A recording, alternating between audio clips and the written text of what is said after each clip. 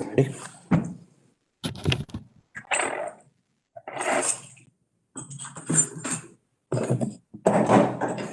Good morning, everyone.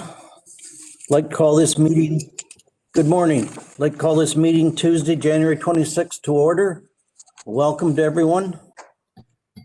First order is adoption of the minutes. If everyone has read them and no errors or omissions, I'd entertain a motion to approve them. So moved. By Mennel and Mr. McPhail. Warden, no, Mr. Warden, I've got a question regarding the minutes. Go ahead. Mentioned that the approval of the minutes voted no for the minutes. I don't believe that's correct. If memory serves me correct, I think you were having a glitch with your computer. We weren't able to record your vote. Oh, okay. Well, that makes sense then. We're thankful that you did return shortly after. All right. Well, all is well then. You're willing to second that? I will second that. All right, please call the vote. Deputy Warden Mennel, Yes. Councillor McPhail, Yeah. Councillor Purcell, Yes. Councillor Martin, Yes. Councillor Jones, Yes. Councillor French, Yes. Councillor Giguère, Yes. Councillor Ketchabah, Hey, Norm. Yes. Mr. Warden, Yes, 8-0, the motion is, 9-0, the motion is carried. thank you for that. I'd ask if there's any disclosure of pecuniary interest in the general nature thereof. Not hearing any. Declare that matter closed. Item 4 is presenting petitions, presentations, and delegations. I believe we have a SCORE delegation on the future of the short line rail in South Central Ontario region. Are they here? If they are, I'll welcome them and you have the floor. Thank you, Warden and members of council, and thank you for allowing us to give you this short presentation today. I'm not sure if it's available online to you. I think that it should be. It was in our packages, yes. Perfect. So I'll begin by just again, thank you for allowing us to have to present to you, and it will be myself and Cephas Panchow, who is the Economic Development Commissioner for the town of Tillsonburg, sort of walking you through the slide deck this morning. So some of you may remember SCORE has been very actively involved in transportation across the region, and certainly the short line rail is an important part of that. And so as we go through these slides, keep in mind that this is part of that larger regional transportation efforts. And at this time, I will turn the slides over to Cephas Panchow. Good morning, everybody, and thank you for having us. Can you confirm that you're hearing me okay? We can. You're good. Perfect. Thank you so much. Just going back to the outline slide, if I could. Yeah, so just wanted to go over some of the background information regarding this, including some of the past short line rail operations. Certainly, we want to go over the opportunity that's before us, or will be before us, I think, in the near future. Some of the industrial sites along the Cayuga rail line that actually could support business development.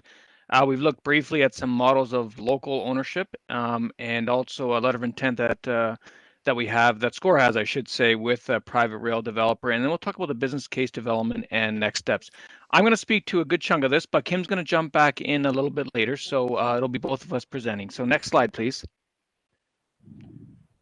So really, I mean, I think most of you are familiar with the areas, the issues that the region is currently facing. Certainly, we have a lot of strengths. And so this is a typical kind of quick SWOT analysis here. Strength certainly is our manufacturing base, and I know Elgin has a really strong one as well. Proximity to the large population centers in the U.S., of course, Southern Ontario being centrally located for access to the U.S. and export markets. Certainly our road, airport, rail, and port infrastructure, population growth, agriculture production and diversity and climate, et cetera.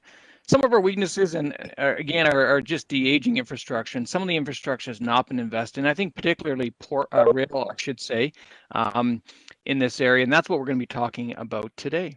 Next slide. Opportunities certainly to grow. There's a federal initiative on the advanced manufacturing supercluster. So I think there's a chance here and there's an opportunity for many of our companies, if they're not already engaged in that supercluster initiative, to actually get connected into that and help advance their manufacturing capabilities and abilities to export into world markets. And of course, when we're looking at that, some of those world markets can be accessed through the U.S. MCA, the NAFTA 2.0, if you will, the CETA agreement, which is the comprehensive agreement between Canada and Europe, and the CPTPP, which is, of course, with a number of Asian countries as well. So we really want to see our companies access more markets to grow their business and employment and revenue here in Canada. There's certainly opportunity to increase infrastructure investments, and rail and infrastructure has been a longstanding priority of SCORE, but not only SCORE, also the Western Ontario Wardens Caucus, of which I know many of you be familiar with. And threats, of course, I mean, the biggest one is the pandemic recovery. We're still in the middle of that, and we're certainly experiencing some challenges in that regard. Aging workforce, population is still slightly below GTA levels, but we are seeing an uptick, I suspect, across the entire region. And of course, loss of future infrastructure. Next slide. So really, our purpose here today is to advise County Council of what's going on with respect to the Cayuga Rail subdivision. Our suspicion is that many of the counties probably missed this notice. There was 2 notices published last year, one in the Elmer News, I believe, and one in the Globe and Mail. And really, it was about CN's intent to discontinue the line. And we'll look at that map a little bit in the next slide, I think it is. But stay here for a second. And really, they were looking for another rail operator to take over. That did not take place, so there were a few tire kickers. And that discontinuance process then continued. So that's, but it did get put on hold in late 2020. We expected actually the notice to government's phase to start in 2020, and actually it was delayed now, or it has been delayed now to Q1 of this year. So really the question is, or again, the point to be here today is to make this county council aware of it. This is a bit of rail infrastructure that goes through a substantial portion of Elgin County, especially, of course, on the east side of St. Thomas, and we'll see that map in a second.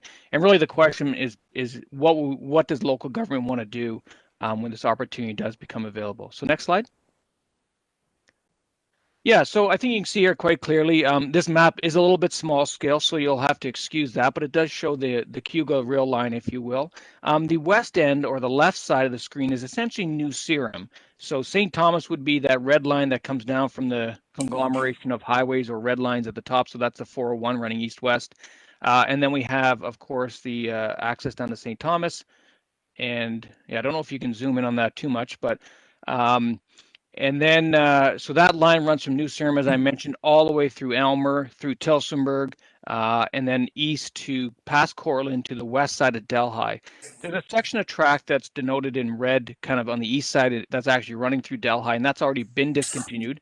But still, that corridor is still there and potential to be added on this as well.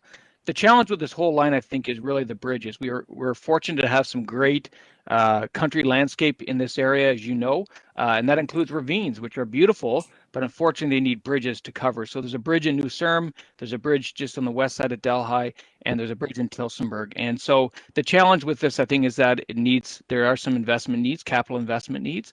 And then, of course, with some changes in customers a few years ago, there was a bit of a decline in the rail traffic, which has resulted in what's happened to date in terms of the discontinuance process. So really this section is about, or this is about, how can we look at this proactively for the future. Next slide, please. Yeah, and this is this is some of the information on the past shoreline rail operation. This is an exhaustive list, but certainly there's a number of users here. IGPC, of course, being the big one for Elgin County. Future Transfer as well, including they have locations in Elgin and also Tillsonburg and Oxford County. And it really was estimated, I guess, probably before they were shutting down, about 400, 800 cars, mostly running around 800 cars. And that's actually relatively close to financial sustainability, if you will. But certainly some rail volumes are needed to drive that carload volumes up a bit. So that what's needed to run this line is about $1 to $1.5 million if you look at the capital cost to run this line and the operating cost to run this line each year. So that's the number we're looking at in terms of a business case. Can we generate that type of revenue off this line? Next slide, please. Yeah, and I've really gone over this already. So, I mean, this continuance, I explained the area where it runs. I think the main point here is that the majority of the lands travel through agriculture, of course, but there are significant existing, and by that I mean built up or occupied sites and future industrial lands along this line. And that includes Elgin County, Oxford, of course, and Norfolk County. So next slide. Yeah, and this summarizes it. So the left column is a total acreage along this line. We've developed this, I guess, this table based upon input from the respective staff from each of the county municipalities, so including your staff at Elgin County. We're appreciative of the work and the support they've given us, and Christian Zavarella, who's on the line as well, in terms of preparing this summary. We have some great mapping on this, but really we just wanted to show you the information that we have available. So Norfolk County is about 305 acres. That does include Delhi. Again, we've noted the issue with Delhi, although that is potential to be returned to service as well. Oxford County has a 609 acres, and Elgin County is about 171 acres of industrial, either occupied or vacant, and that's kind of broken out to the right side of that table. But for the purposes here, what we're looking at is of the 653 vacant acres across the 3 counties and those 23 sites, how can we develop enough interest in those lands to generate the volumes we need? And secondly, or perhaps the whole low-hanging fruit, is the 495 acres approximately and 49 sites of existing built-up properties on that line. The first step in business development, of course, is to go to them and say, you're already here, why aren't you using rail? And that's really what we're doing in this market study. So next slide. Yeah, we looked at well, Christian Zavarella really pulled together a lot of this research here, but there's a few different shoreline railway operations in Ontario that are owned locally. So the Guelph Junction Railway, not too far away, is owned by the city of Guelph, and they have day-to-day operations are managed by staff, one staff, I think, and they have 10 customers. So this is probably one of the more successful ones. They have a number of transload services and a number of materials moved along this line. Next slide. The Barrie Collingwood, this is the smallest one. It runs from the city of Barrie north to Collingwood and down to North Toronto. And it has about 4 customers along the line with average volumes of 220 carloads per year. So significant, but not quite as large as we're looking at. Excuse me. Next slide, please. And lastly, we looked at there was a Brampton-Orangeville Shoreline Railway. That's about 60 kilometers, so bigger than this in terms of length. And it's operated by the Orangeville Brampton Rail Access Group, which are 5 customers on the line, and they're responsible for track maintenance upgrades and compliance to Transport Canada standards. And they currently have an operator that runs the rail for them, and they support it. Actually, that line supports 422 employees and a combined payroll of 25 million. To give you a sense, we're just working on the numbers now and updating them, but we suspect that there's probably 1,000 employees supported by rail in this line here. So actually, we're bigger than this in terms of at least what was previously along the line. So next slide, please. Yeah, so I'll turn this over to Kim. Thank you. So the next few slides, we're just going to run through current time, and we have been approached by a short line rail service provider and have signed a letter of intent. So what's outlined in the letter of intent is the short line service provider has agreed to be a lead collaborator with SCORE in looking at development of the Cayuga Rail subdivision, lead development of the business case and the feasibility study on the restart of rail operations or sort of the reinvigoration of rail operations, and support or lead applications for funding in partnership with SCORE and private industry. Next slide, please. And SCORE's role, as outlined in the letter of intent, is to be the lead collaborator with SCORE in the Cayuga Rail Subdivision Review Project, lead development of business case and feasibility study from our regional view of things, and to support or lead applications for funding in partnership with private industry. Next slide, please. And oops, sorry. And the town of Tillsonburg, their role is to act as a collaborator with the short line service provider and SCORE regarding the Cayuga Rail subdivision, act as a liaison with members and business representatives within the region, and to support development of the business case and the restart of rail operations. Support and lead any applications or funding in partnership with members and the business community. And so we've signed that already, and that clearly, I think, outlines each of our responsibilities. And again, we were approached because of our collective partnership through SCORE. So with that, I think I will turn that back over to Cephas. Yeah, I think so. Really, there's a couple of things here. Thank you, Kim, for that. The market development study. So really, that's a key component of a business case. And really, what we're looking at right now, we're actually doing this mostly in-house at this point. So in collaboration with SCORE, myself, and also the shoreline rail operator, we're looking at those low-hanging fruit that we talked about earlier. Those sites already along the line that could generate rail volumes. In terms of advocacy, and this is actually being led by SCORE, but certainly there has been some discussions, or will be some at the Rural Ontario Municipal Association, and continued conversations and reach outs to Infrastructure Canada and the Ontario Ministry of Transportation. That's actually already been done in writing, and will continue to be in conversation with those groups. Next slide, thank you. Yeah, so there's a couple of things here. I mean, as this develops into a bit of a business case, is there a need for a bit of contribution from each of the municipalities and the partners to develop that full business case? And certainly we'll be looking. There's actually a deadline for RED that's actually open right now. This information is a bit outdated. We prepared it a little while back, but RED, as you know, is a program that's critical for rural economic development, and so we're looking at that for an application. And also potential options include community futures organizations across our 3 counties, and at the very, I guess, high level or federal level, the National Trade Corridor Fund, which actually provides up to 50% capital dollars for investments that help bring trades and goods to international borders and for export. Next slide. Yeah, so next steps, I mean, really continue with business case development. We want to continue to engage with the economic development offices across all 5 of SCORE counties, but specifically, of course, Elgin, Oxford, and Norfolk. And we've been actually, and I think some of you are familiar with this, and you've heard this presentation before, at least parts of it, because we have been actually connecting with the mayors and the wardens across this region, and as well as the senior staff. So keeping them in the loop, again, building that business case, if you will, through continued communication with them. So we have a meeting coming up that we're hoping to have a good report for, and that's what we're going to be working on. Next slide. Yeah, and this part here, we really just wanted to engage. We suspected, again, as I mentioned, that many members of the county would not be aware of this process just because of how it was perhaps advertised and shared and all that. So we want to make them aware of it. Certainly, we are looking for support in principle. We think that this is a critical rail infrastructure. And as you know, once you lose a rail, it's really hard to get it back. That corridor is really critical. I don't think we're presupposing, being economic development, I think we're a little bit biased toward economic development, industrial development, and growth along that line. So I think we want to see that continue. But at the end of the day, we need to have an answer. When the question does come to us, what do Elgin County, Oxford County, and Norfolk County want to do with this line when it gets to us?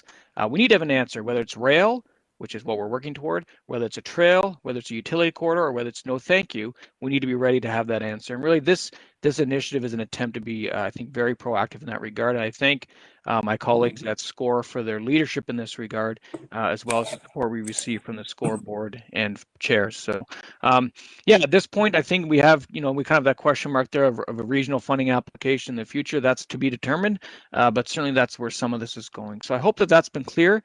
Thank you, Warden and members of County Council, and I'll turn it back over to Kim for closing remarks. Thank you.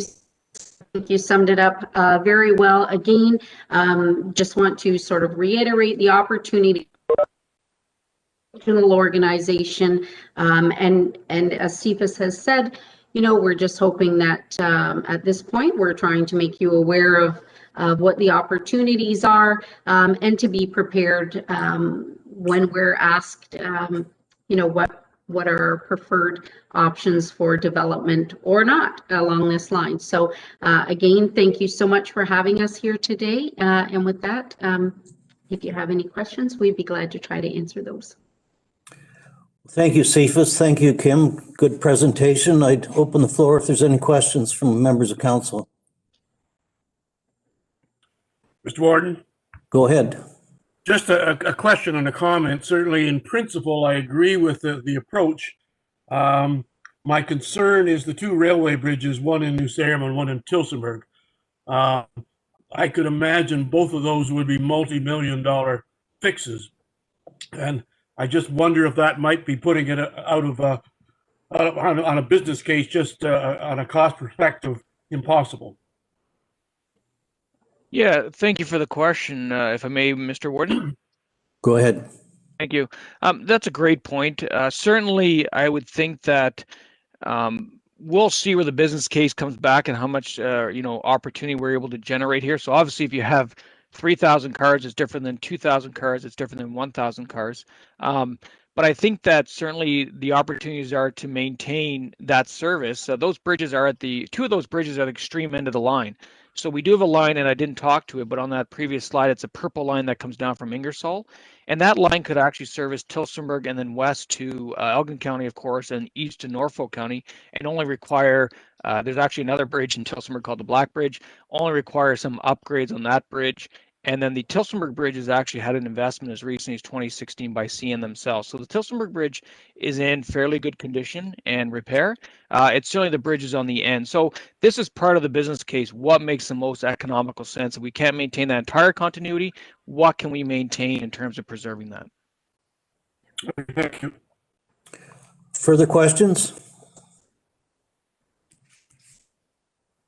Okay, seeing none, I want to thank you again. Good presentation, and have a good day. Thank you. Thank you. Do we need to receive and file? Entertain a motion to receive and file the report, please. Moved by Ketchabah, second by Jones? Jones. Thank you. Please call the question. Deputy Warden Mennel. Yes. Councillor McPhail. Councillor Purcell. Yes. Councillor Martin. Yes. Councillor Jones. Yes. Councillor French. Yes. Councillor Jiguer. Yes. Councillor Ketchabah. Yes. Mr. Warden. Yes, 9-0, the motion is carried. thank you. Need a motion to move into committee of the whole, please. Purcell and Mennel? and Mennel, please. Call the vote. Thank you, Mr. Warden. Deputy Warden Mennel. Yes. Councillor McPhail. Yes. Councillor Purcell. Yes. Councillor Martin. Yes. Councillor Jones. Yes. Councillor French. Yes. Councillor Jiguer. Yes. Councillor Ketchabah. Yes. Mr. Warden. Yes, 9-0, the motion is carried. thank you. First report is ExploreNet request for a letter of support. Now this, you've read the report, so we're looking for a recommendation of council. It was run by the connectivity, so looking for direction from county council, please. Comments? Go ahead, Councillor Jones. I believe you're muted. I guess the concerns I have, and maybe either Councillor Jiguer or yourself could maybe speak to it, but does this put any of our proposals that have come through the RFP process in jeopardy, and how does it affect us moving forward? And, you know, ExploreNet could have put a proposal in with the rest of the possible companies that were that sent RFPs in. Julie, do you want to try that? Sure. Mr. Warden, through you to members of council, at this time, we aren't able to confirm which proponents submitted proposals. I believe you're referring to the SWIFT network proposal for Elgin County. So I can't definitively say whether or not they have applied for SWIFT funding as well. My suggestion maybe that we give them, like, we want to wish everyone well, but I think maybe we need to be a little vague. You know, that would be my take on it. We certainly do. Everyone probably has an opinion of them, and you know, we don't know that much. We want to wish them well, but again, we're sort of at that tricky point. Mr. Warden? Yes, go ahead, Bob. Yeah, and Julia, correct me if I'm wrong, could we not refer this to our connectivity committee and then let them bring it back as part of their recommendations once they gather all the facts from all the sources? Through you, Mr. Warden, to Councillor Purcell. So this request is originating from the Connectivity Committee who received it first. So it's presented to Council and recommended by the Connectivity Committee. We have already passed the buck back to County Council. Okay, but I was wondering maybe if we can send it back to them, asking them to give us, wait and get all the facts from all the sources and then give us a recommendation. Go ahead, Julie. Through you, Mr. Warden. So from what I understand, ExploreNet is working with some tight timelines as well. So they have an obligation to submit their proposal in the coming week or 2 weeks. So that's a consideration there. As well, I know that the SWIFT network will ensure that there isn't overbuild happening in the area when they consider requests for proposals or submissions when they go through the evaluation. So I feel fairly confident that there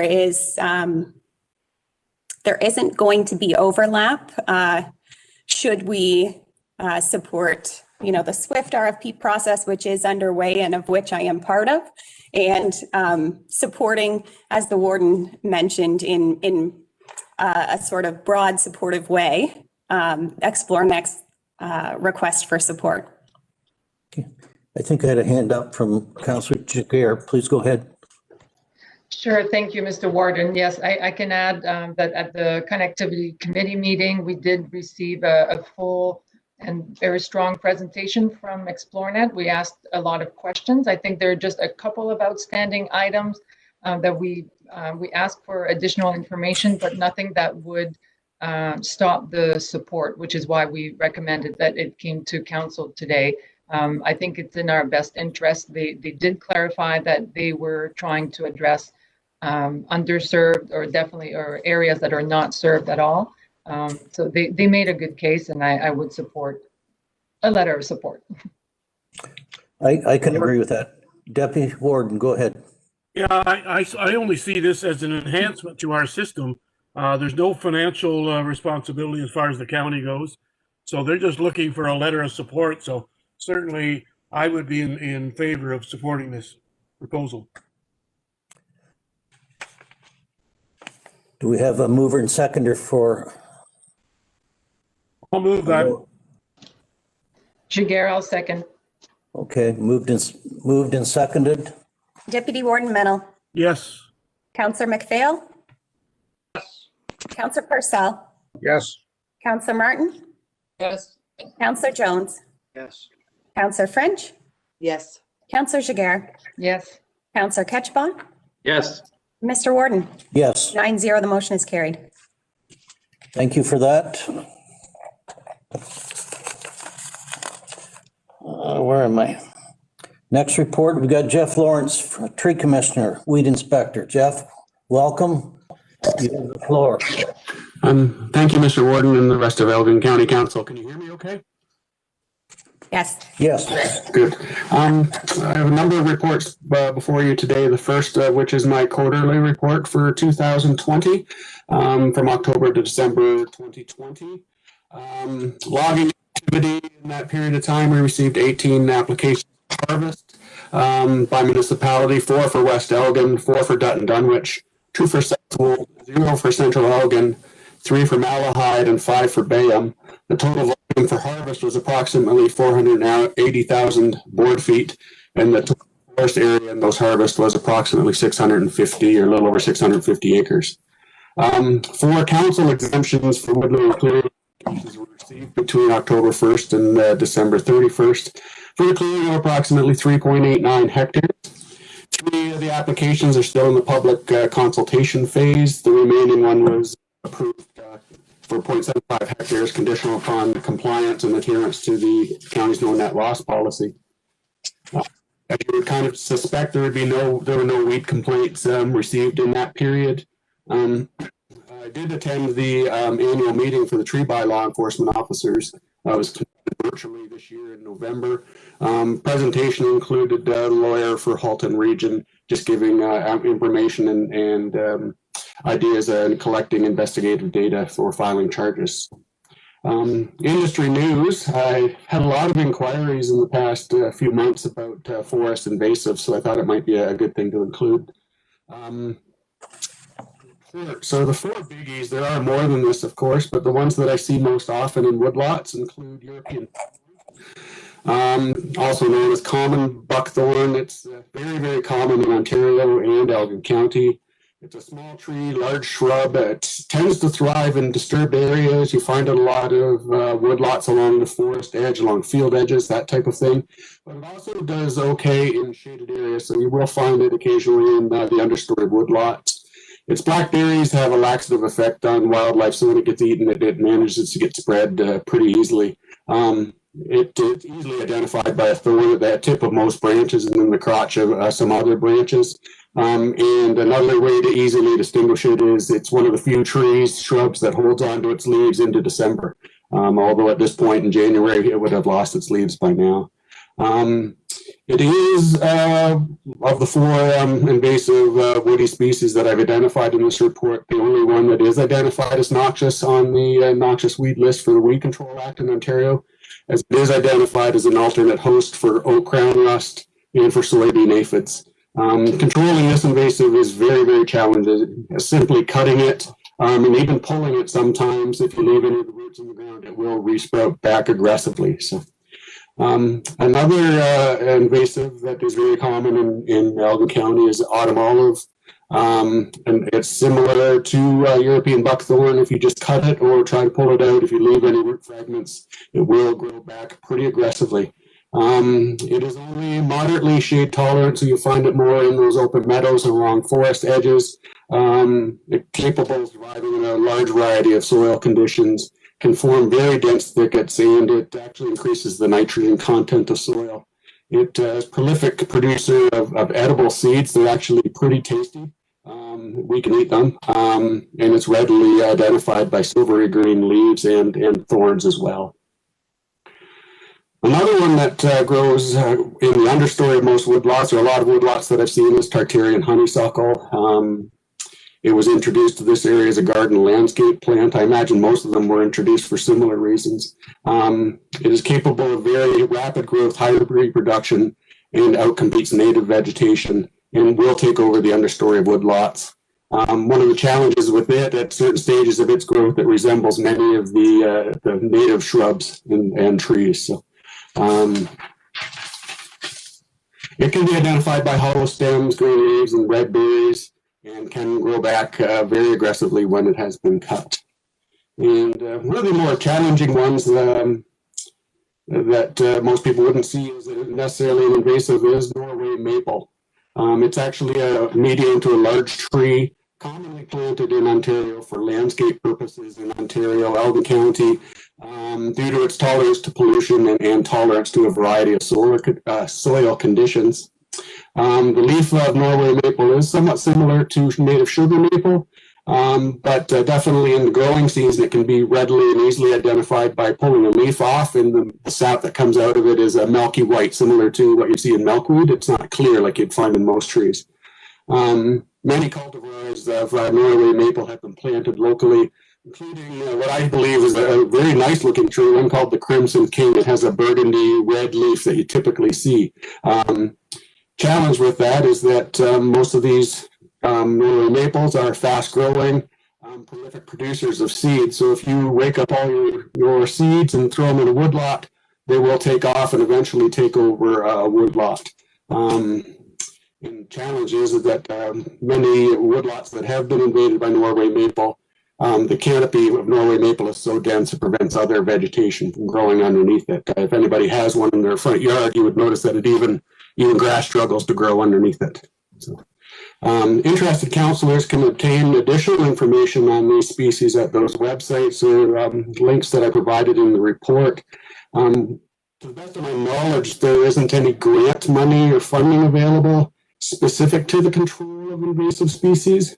That being said, some species at risk grant programs offered by the federal government and the provincial government may consider invasives control if it benefits a particular species at risk. I know one of the challenges that one of the things I've been asked about, specifically in my role with the Conservation Authority, and as my role as the tree commissioner, I'm asked questions by landowners about controlling these invasives.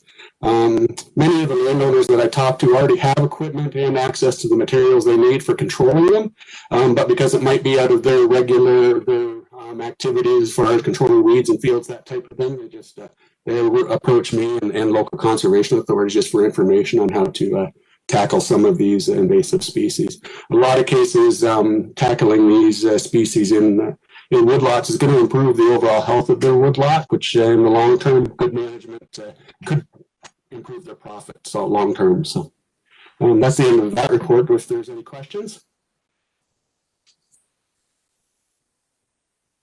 Appreciate the report. Council, any questions? Doesn't look like any questions. They're pretty satisfied. Thank you, Jeff. I've got a program here that I'm not following, so I'm gonna go back. That one first. Do you want to receive that one first? Oh, yes. We need to receive and file. Mover and seconder, please. Ketchabah and French. Call the vote, please. Just ask Jeff Lawrence to mute his line.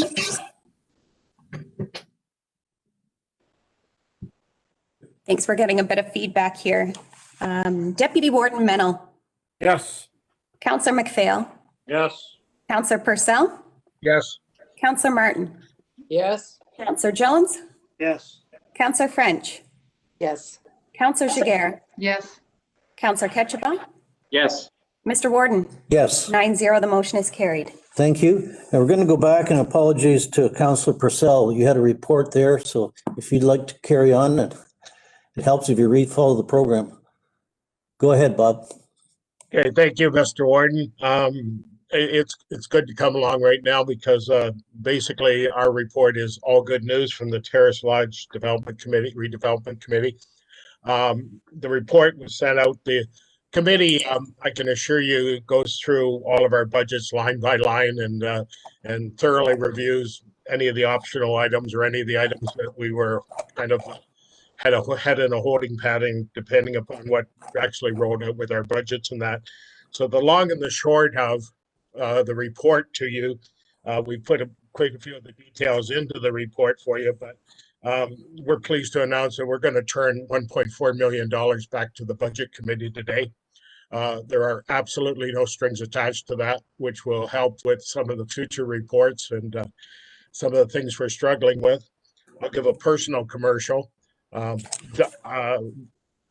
Committee member Dunk pointed out at the last meeting of County Council that we don't have anything in the budget for connectivity, and it's a high topic today. So when the budget committee looks at it, this may give them some flexibility.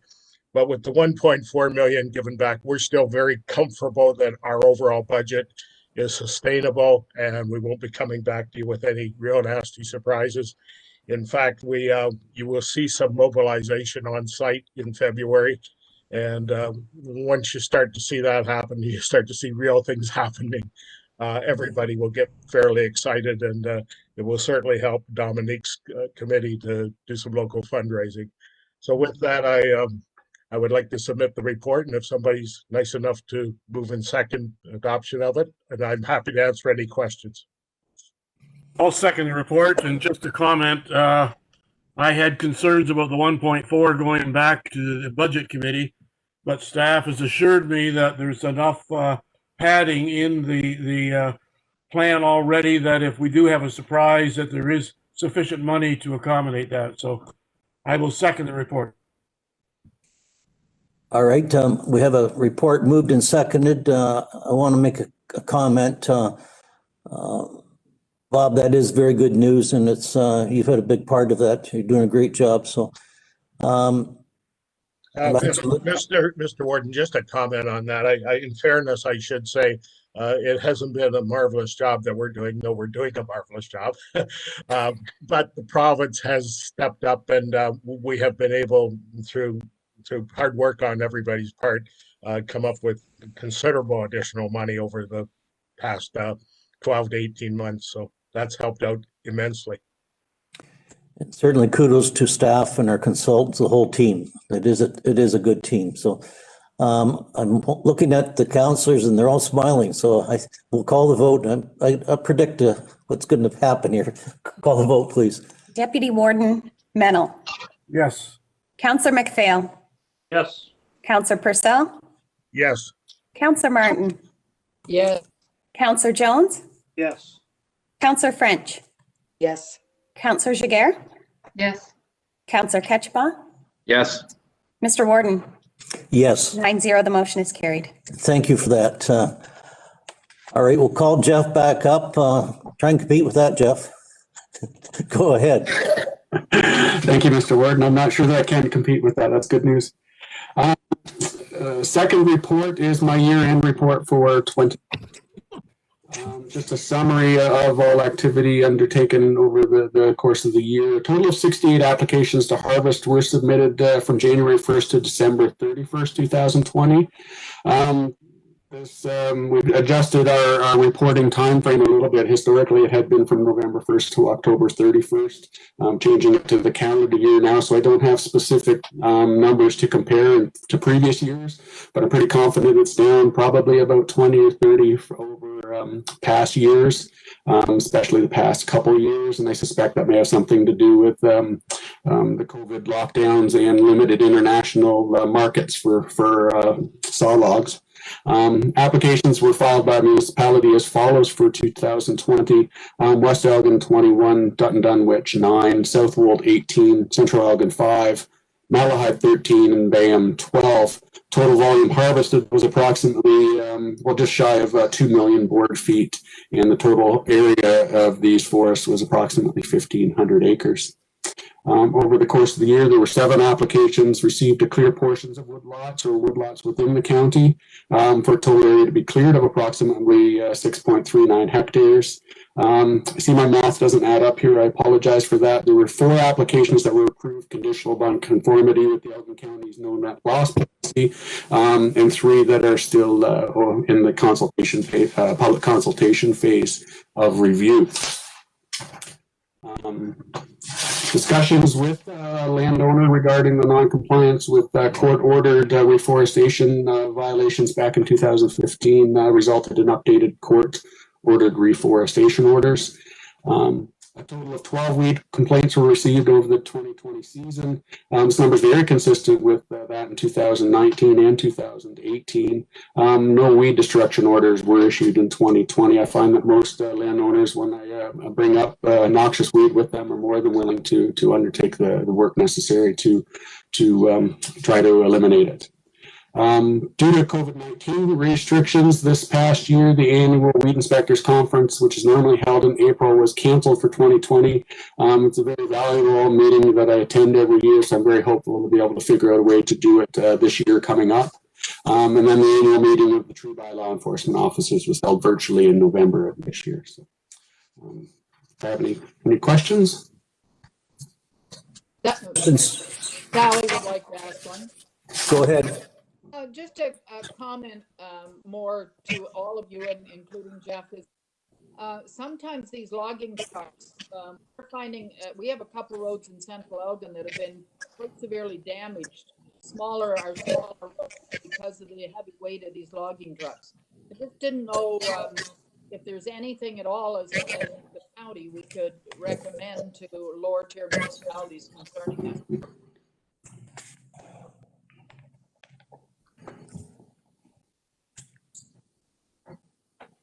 Who can respond to that? Mr. Gibson, please. There are weight restriction provisions, and I know Central Elgin has a weight restriction bylaw that's effective in March and April, and was enacted last year, and the set fines are available. I think that they are in fact, however, you could in fact extend those on specific roads that might give you an opportunity. I can certainly speak to Central Elgin staff about that.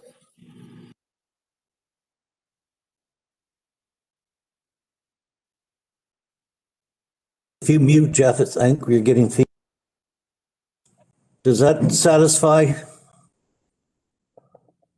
I just didn't know if in granting the woodlot ones that Jeff grants, whether maybe they could tell them about weight restrictions, et cetera, because I'm certain in the one road that I know of that has been almost completely destroyed that they're not following the weight restrictions, and it is one of those small roads that has weight restrictions on it.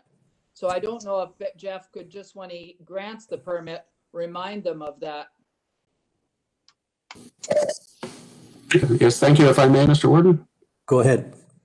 Yes, it's certainly one thing that I can do. I know there's a conditions component where I sign, and if I see something that needs to be addressed by a contractor or a landowner before a harvest operation, if it's during that certain time of year when roads could get damaged, I could put a condition or just a note in the condition section to adhere to local road use bylaws. That makes sense. Thank you. All right, thank you for that. No further questions? Looking for a mover and seconder to receive the report, please. McPhail, Jones? Call a vote, please. Deputy Warden Mennel, Yes. Councillor McPhail, Yes. Councillor Purcell, Yes. Councillor Martin, Yes. Councillor Jones, Yes. Councillor French, Yes. Councillor Jiguer, Yes. Councillor Ketchba. Yes. Mr. Warden, Yes, 9-0, the motion is carried. thank you. Jeff, you're still up. Another one report. Go ahead, please. Again, thank you, Mr. Warden, the rest of Elgin County Council. One of the council exemption applications that I mentioned in my prior reports was received from Ryan and Lane Walker, requesting permission to clear approximately 0.24 hectares, around 0.59 acres of woodland for the purpose of constructing a residence and accessory structures on property located on Lake Line, Part Lot 7 and B, Range 1, north of Lake Road in the township of Southwold. The map is up on your screens now. That is a very rough depiction of the area that they wish to clear. The entire subject property is vegetated. It includes a variety of vegetation types that run from meadow to significant woodland along the very south. There's a fairly deep ravine along the south of the property that extends onto multiple properties. The proposed development envelope includes an area of mixed meadow and shrubs that aren't regulated by the Elgin County Woodlands Conservation Bylaw, but does include approximately 2.4 hectares of mixed shrubs and trees which is subject to this application. The area proposed for clearing is well outside of the identified significant woodland. The dominant tree species within the proposed area for clearing itself is seedling white ash, growing in amongst dogwood shrubs, but does also include some smaller diameter black walnut. The current zoning for the property permits residential construction. Environmental screening undertaken or retained by the applicant for species at risk identified the proposed clearing area as gray dogwood deciduous shrub thicket. EIS further indicated 4 species at risk bird species that could be associated with the wooded ravine to the south that do not typically use the gray dogwood thicket habitat. EIS did identify several large dead cottonwood trees located approximately 27 meters south of the proposed clearing area that could be used by red-headed woodpecker or species at risk bat habitat. These trees are currently proposed to be retained by the applicant, and the EIS recommends any tree removal be conducted outside of bat maternity roost season. As per the protocol in Woodlands Conservation Bylaw 503, letters were sent to all adjacent landowners, and the property was posted 21 days in advance of the application being considered by council. Comments were only received from the Kettle Creek Conservation Authority and one abutting landowner. The Kettle Creek Conservation Authority did indicate that the area proposed clearing is outside of the area regulated by the authority through their hazard lands regulations. Comments received from a budding landowner outlined a number of items that they would like considered during review of this application. A copy of their comments have been attached to this report. The applicant is willing to plant trees to compensate for those removed in order to meet the Elgin County's no net loss policy. Replant location has not been predetermined. However, if it is acceptable to County Council, the applicant is willing to plant trees within vegetation holes on their property, near or on the wooded ravine, in an effort to reduce concerns associated with erosion. This planting could also extend on neighboring properties pending permission from those neighbors, of course. And for the most part, I believe issues or mitigation measures identified in the EIS does address a lot of complaints, or not complaints, concerns identified by that neighboring landowner, and planting trees adjacent to the wooded ravine. Or near the ravine would help alleviate some of those erosion concerns. You know, the possible aggravation of erosion in that area is more or less addressed by the Conservation Authority, confirming that the proposed clearing is outside of their regulated area. So, in general, the general purpose of the Elgin County Woodlands Conservation Bylaw and the intent of the bylaw is upheld by the replanting. So it's my recommendation that we approve, or the County Council approves the woodland this application, conditional upon replanting 420 trees. Any questions? Yes. You've heard the recommendation. Just one question, Mr. Ward. Go ahead, Sally. Go ahead. Just the other landowner, the abutting landowner, the one thing you've talked about the erosion on the steep hillside, and that they're going to plant more trees near that area to help with that. But they do talk about wildlife corridors, and that's one thing that I know Kettle in particular has been working strongly on, trying to create wildlife corridors, and they're thinking, the neighbor is thinking that this is going to destroy a wildlife corridor. I just didn't know if you had any thoughts on that, Jeff. Go ahead, Jeff. Thank you, Mr. Warden. Through you to Councillor Martin. Yeah, that's something I'm definitely, I know well. This area is within the Kettle Creek Conservation Authority watershed, so the applicant has already reached out in a preliminary fashion to the Conservation Authority about planting trees. So it's definitely something that we can consider and incorporate methods for, or incorporate tree planting that will improve wildlife corridors or assist maintaining some of those corridors that may exist on that property. I know one of the concerns brought up by that landowner was the corridor purposes of it, but there's good chunks of that property that the landowner could go and clear that wouldn't even be impacted by the Woodlands Conservation Bylaw. So and I think this might be the best scenario as far as a win-win. Mr. Warden's Grant. Go ahead, Councillor Jones. In regards to the wildlife corridor, I just live around the corner from there, so I know the property in the area.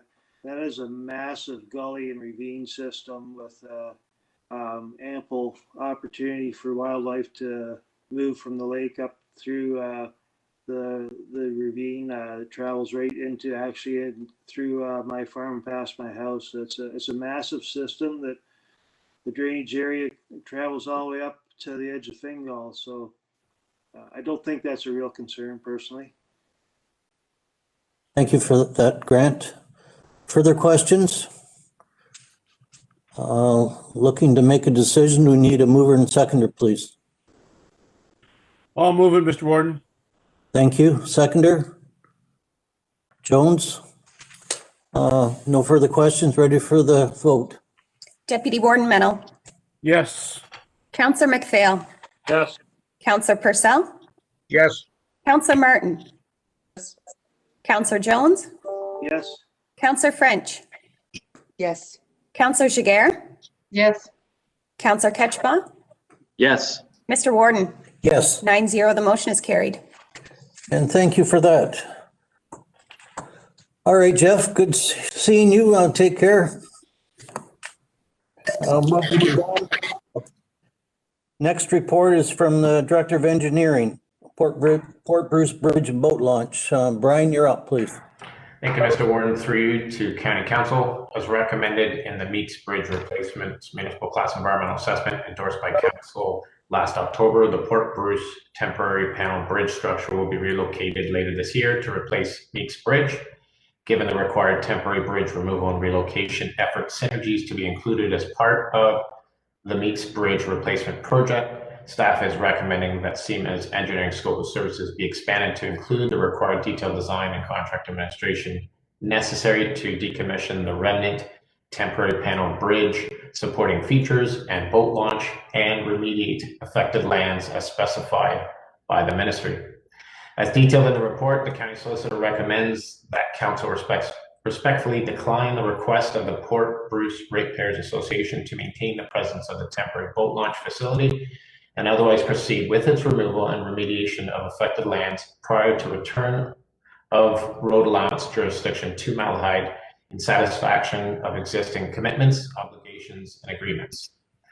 On the date this report was prepared, county staff had already formally requested an extension to the ministry's existing letter of authorization, which specifically permits the boat launch to occupy the bed of Catfish Creek and also requires removal of the boat launch and remediation of lands affected. This past Friday, staff have now received the ministry's amended letter of authorization permitting a requested extension. Accordingly, an amendment to the report's recommendations must also include the following: that the Chief Administrative Officer be directed and authorized to sign a revised Ministry of Natural Resources and Forestry letter with authorization permitting the temporary boat ramp continued occupation of the bed of Catfish Creek for the period of up to and including December 31st, 2021, necessary to accommodate removal of the temporary boat ramp. With that, I'd be happy to answer any questions. All right, Brian, thank you for that. Any questions for Brian? Just a comment, Mr. Warden. Go ahead.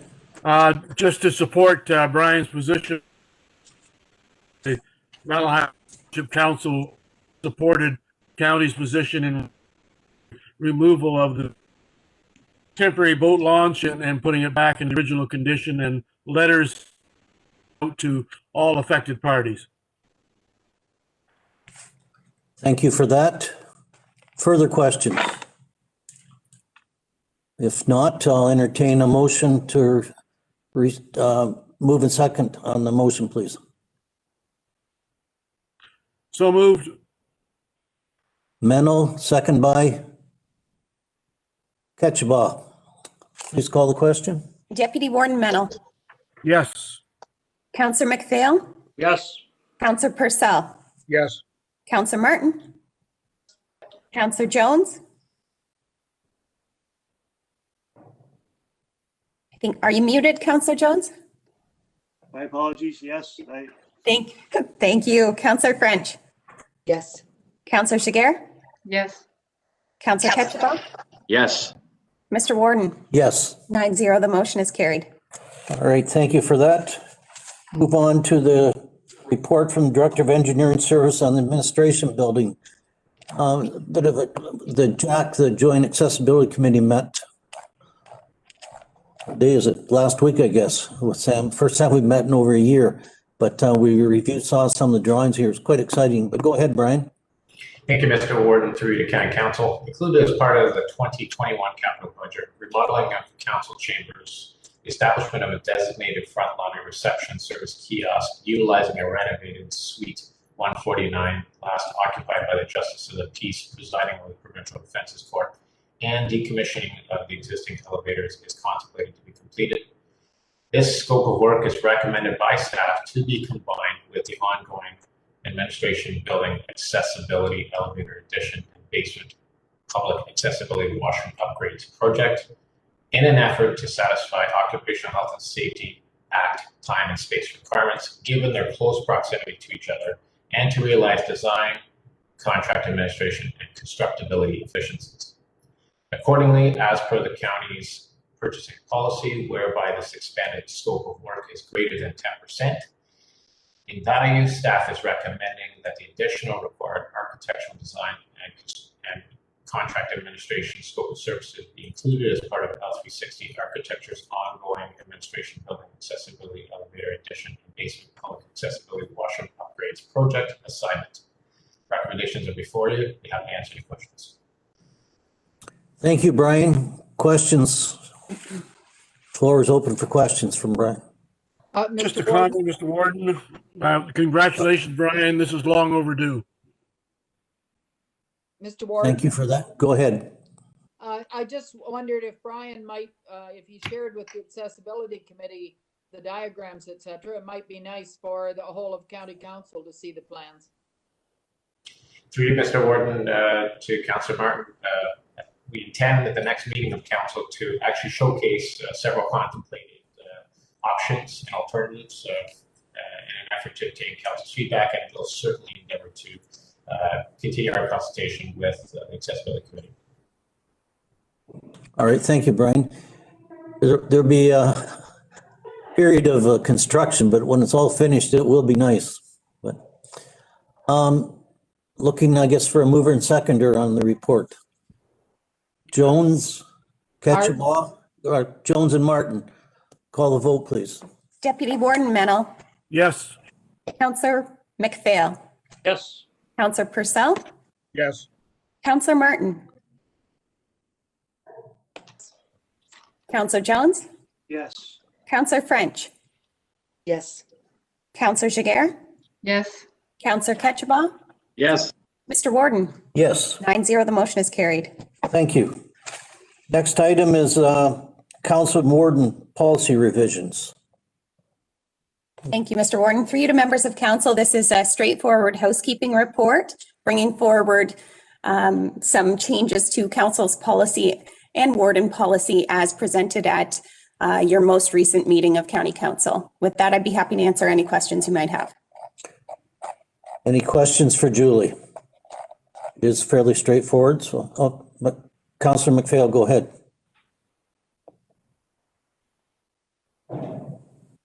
We can't lip read.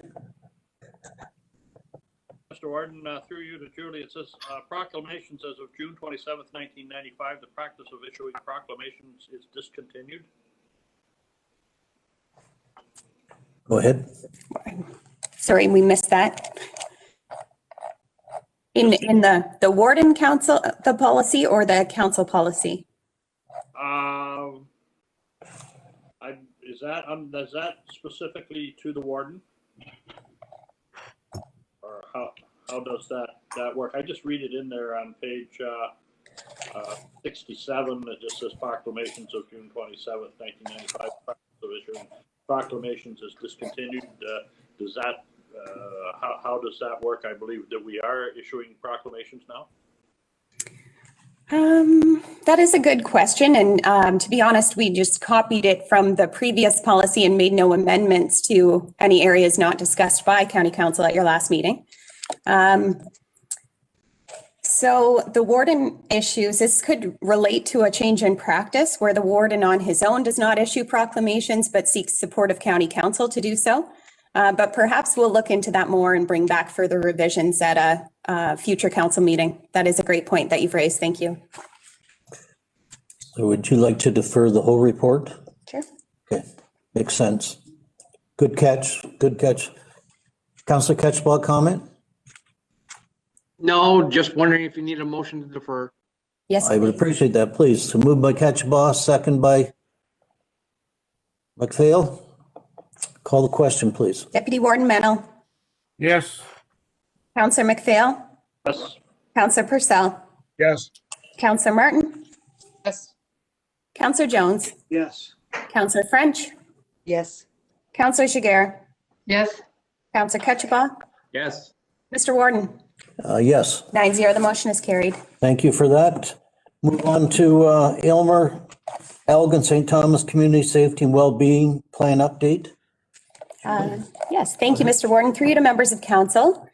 The recommendation here is that council receive and file the report, which indicates that the extended timeline associated with development and approval of the Community Safety and Wellbeing Plan is now July 1st, 2021, amended from January 1st. And you'll note from the report a number of goals associated with the community safety and well-being plan and associated milestones that have been achieved to date, along with some next steps. So the report itself is fairly self-explanatory, and I'm sure the two council representatives, along with myself, would be happy to answer any questions that you might have. Any questions from the council members? Just one comment, Mr. Warden. Go ahead. I wanted to commend Jennifer Kirkham on the work that she's done. The meetings we've had are excellent. And the last one we had the other day with the advisory committee and splitting into groups, there was some excellent discussion, at least in the group I was in, and I think it was a very productive meeting. Thank you for that. Councillor French is nodding her head so in agreement, so that's a good sign. If nothing else, no other comments, I'll look for a mover and seconder for the report. McPhail? Bob, do you want to speak or just, okay, moving. Seconder, please. Martin? McPhail and Martin. Call the vote, please. Deputy Warden Mennel. Yes. Councillor McPhail. Councillor Purcell. Yes. Councillor Martin. Yes. Councillor Jones. Yes. Councillor French. Yes. Councillor Jiguer. Yes. Councillor Ketchabah. Yes. Mr. Warden. Yes. 9-0, the motion is carried. Thank you for that. Next up is Elgin County Council Strategic Plan for 2020-22. Our work plan. Julie? Thank you, Mr. Warden. The purpose of this report is to seek council's approval of its 2021 work plan as presented, with one amendment that the Terrace Lodge fundraising committee's work would be ongoing throughout the remainder of council's strategic plan. We'd be happy to answer any questions you might have. Questions for Julie? Not seeing any. I'll look for mover and seconder, please, for the report. Jones and Mennel, please. Thank you. Call the vote. Deputy Warden Mennel. Yes. Councillor McPhail. Yes. Councillor Purcell. Yes. Councillor Martin. Yes. Councillor Jones. Yes. Councillor French. Yes. Councillor Jiguer. Yes. Councillor Ketchabah. Yes. Mr. Warden. Yes. 9-0, the motion is carried. Thank you for that. Next up is Environmental Committee mandate, which is a walk-on again, Julie. Yes, thank you, Mr. Warden. So the purpose of this report, if I can bring it up quickly, is to seek council support to refine the work plan and priorities for the Environmental Committee. You'll see there's quite a comprehensive report that was distributed to County Council in advance of today's meeting and will be attached to the minutes of today's meeting for any members of the public looking to review this report as well. So there are 5 main priorities that are identified as recommended by staff that Council approve for the Environmental Committee's work plan for 2021. Report is self-explanatory, but I would be happy to answer any questions. As well, I would note that Councillor Martin and Councillor Jones are the council reps on this committee, Councillor Jones being chair. So I'm sure between the 3 of us, we can collectively answer any questions. Thank you. Thank you for that. Floor is open for questions. Councillor Jones. Yes, just a comment. Thanks for Julie and staff for narrowing this down. It's I guess it concerns timelines and staff, the amount of hours the staff put in. I think this is a reasonable, and hopefully Julie and the girls don't get overwhelmed, and we'll try and keep the committee focused to these areas. Thank you, Grant. Yes, Councillor Martin, go ahead. I was just going to ask, I know we meet monthly at the moment, and I know there was talk of trying to reduce staff's load by having meetings less often. I know SWIFT has been meeting a lot, and I assume once they get things well along, they won't have to meet as often. I didn't know if you were wanting the Environmental Committee to just meet every other month instead of monthly in the future. Go ahead, Jill. Thank you, Mr. Warden. Through you to members of council. Councillor Martin, you raise a good point, and that did come up during council's action planning session. I do think that with an established set of priorities in a work plan for 2021, staff would be able to accommodate monthly meetings for the environmental committee. So I don't see that being a problem. Thank you for that. Thank you. Councillor Jiguer, go ahead. Thank you, Mr. Warden. So I just wanted to clarify what, when we see the 5 priorities that council would be supporting. So if I look at page 7, are we looking at number 6, 7, 8, 9, 10? Are those the 5 priorities with the sub bullets? Can I clarify that first? Certainly, I would draw council's attention to the recommendations, which include 5 main priorities with some sub-priorities that kind of represent a summary of the action items noted in the body of the report. So there are 5 overarching priorities that we're seeking council's support for. Okay. Yeah, so I think they were just repeated in 2 places. So I wasn't sure if I was looking at the right place. So if I may, Mr. Warden, I have concerns with those 5 priorities. What I tried to do is compare those priorities to the purpose. So the purpose is clearly laid out a little bit later on in the report. And the only priority that I see fully aligned is priority number 2 in terms of advising county council. When we went through the strategic plan process, it was very clear we needed to focus on the mandate and the jurisdiction and the responsibility of county. And I cannot support, based on that strategic decision, I cannot support the county and our staff spending and any time or resources, which is money, on communication materials, on amplifying environmental messages from other levels of government, or promoting environmental groups. It's not our core mandate. And I know from my own research and my own business, it just happened to have data on the fact that conservation groups are well represented. They're almost tripping over each other. And this is not a need. It may be a want, but it does not fall as a need. And most specifically, it does not align with the purpose. The purpose is very much to advise council, review policies. So I would only support the second priority, and I feel strongly about it. Thank you for that comment. Other comments? Councillor Ketchabah.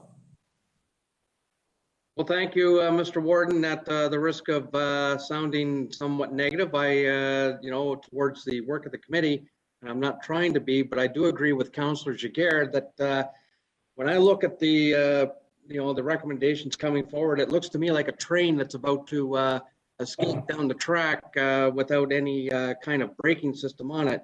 I think the mandate is way too wide. I do agree that, in my opinion, the original intent of the committee was to advise county council. So I do agree with Councillor Jiguer's comments on that. I think the scope needs to be narrowed way down. And thank you for that comment. Further comments? Councillor McPhail. Yes, again, I'm just trying to find out in my own mind what the role is of the environmental committee. Is it there to advise county council on all things great and small, or is it there to comment on issues that county council wishes to have further scrutiny on that could or could not affect things that are happening in the county? Which way is it going? Just so I can clarify that, if that makes any sense at all. Good question. Who can answer that? Who would like to try to answer that? Mr. Warden, I'd like to speak. Go ahead. Yeah, and just concerning this concern with the large mandate that they're talking about. I don't think any of those actions would take place without county council endorsement. In other words, if they were going to help promote environmental groups and their efforts on the website, I would think they would bring a report to council first. As far as I'm concerned, all the things to encourage community efforts, we would bring that to council, the research, sustainable practices. We are already doing that. I know our Central Elgin Environmental Committee have a whole lot of research going on now into purchasing green products. I would think if that went to this committee, they would, because we do some joint purchasing, I would think that that would be something we would bring to county council to look at first. I'm just seeing this as all of these things would be looked at by the committee, but they would be brought to county council for their support if it was going to proceed. So I do not think the mandate is too large. I think maybe it needs to be made clearer that it all goes before county before going out anywhere else, but that would be my take on it. I think we have Councillor McPhail still, his question is not answered. I think Julie is going to try to answer it. So maybe start there. Sure. Thanks, Mr. Warden. Through you to Councillor McPhail. I think if we considered item number 2, which is advise council on environmental policy and sustainable matters and programs to promote the protection, enhancement, and management of the county's natural and built environment, I see that as information flowing from the committee to county council as research and education and information sharing. As well, the committee within their terms of reference, there is reference to information coming back from the county to the committee for their review and analysis. So to answer your question, I think information flows both ways, from the committee to council and council to the committee. Go ahead, Councillor McPhail. I guess summing it up, my only concern as this information flows back and forth, it does have to flow through county staff, both directions. And my only concern is that, as our staff and is limited and they're spread many different ways, as long as there's a understanding that if we are in a situation that we can't accommodate the back and forth reports, that can be brought to county council, and we can be advised that we just don't have the capacity to do all this work. Dominique, you had your hand up first. Go ahead. Oh, thank you, Mr. Warden. Yeah, I just wanted to caution that even though it would come back to council, it's still, and I think Councilor McPhail just spoke to that point, it's still a lot of work for staff. And if it's outside of the mandate, it's outside of the mandate. So I think it's pretty clear that the purpose, it is an advisory committee, and the committee should not be embarking on additional programs and services such as promotion, communication, education. Yeah, so to me, it's pretty straightforward. That's why the terms of reference are clear on the purpose with those 4 items. It's an advisory group. And otherwise, we're just creating more work for staff, only for things to be turned down at the council level. We can't afford that. I think Councillor Ketchbaugh, you had your hand up. I don't need to repeat it. I think both Councillor McPhail and Councillor Jaguar hit the highlights. Simply the case that it scares me that this is going to be all consuming from a staff usage point of view. And I still think that Councillor Jaguar is correct, that my impression is the overall mandate should be on the advisory of council, period. Mr. Warden? Go ahead. Number 5 says to research environmental sustainability practices and improve information available to county council. I do not see that is not part of the mandate. That doesn't make any sense to me. That is, to me, what's the point of it if they can't research and find new things to present to county council and staff? Ketchabah, go ahead. Who is doing the research, Mr. Warden? I believe that is still a staff mandate. No, it's, Mr. Ketchba, we have many members on this committee that have volunteered that have great expertise in certain areas. So they will be doing the research and presenting it to us. Jones?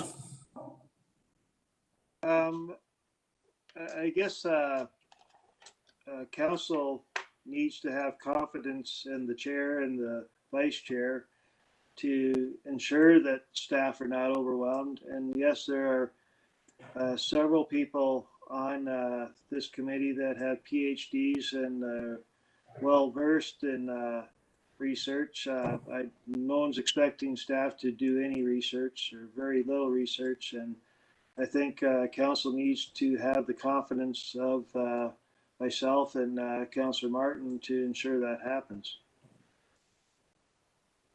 There's a lot of issues through the environment that council doesn't have time to deal with, and that's why this committee was put in place, is to deal with the new emerging issues and a different way of looking things in the environment, which has never happened before. And I'm not sure. It's I don't think it's that onerous of a task, and I think the trust has to be put in us to ensure that Julie and the team are not overwhelmed. Councillor Jiguer. Thank you, Mr. Warden. I would concede number 5 because it has to do with purchasing, and it's, you know, it could be part of a policy development.